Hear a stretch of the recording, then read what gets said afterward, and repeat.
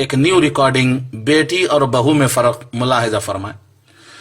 بیٹی اگر سسرال میں خوش ہے تو خوشی ہوتی ہے کہ چلو بھائی میری بیٹی سسرال میں خوش ہے، اور بہو اگر سسرال میں خوش ہے تو خراب لگتا ہے۔ داماد بیٹی کی مدد کرے تو اچھا لگتا ہے، میرا داماد ہیرا داماد ہے وہ۔ بیٹا بہو کی مدد کرے تو جورو کا غلام ہو گیا، کمینہ ماٹھی ملا۔ بیٹی اگر بیمار ہو جائے تو دکھ ہوتا ہے، بہو اگر بیمار ہو جائے تو بہانے تلاش کر رہی، کام چور کہیں کی۔ بیٹی اگر کمزور ہو جائے تو سسرال والوں کی وجہ سے، ارے سسرال والے بہت ظلم کر رہے، میری بیٹی کمزور ہو گئی۔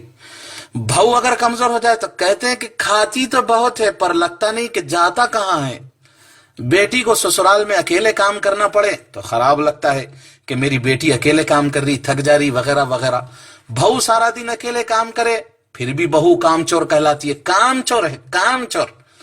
بیٹی کی ساس اور ننند کام نہ کرے تو غصہ آتا ہے، خالی میری بیٹی کام کرنا کیا، اور جب اپنے گھر میں وہ بہو کی مدد نہ کرے تو وہ صحیح لگتا ہے۔ بیٹی کی سسرال والے تانے مارے تو غصہ آتا ہے، اور خود بہو کے میکے والوں کو تانے مارے تو صحیح لگتا ہے۔ بیٹی کو رانی بنا کر رکھنے والی سسرال چاہیے، اور خود کو بہو کام والی چاہیے۔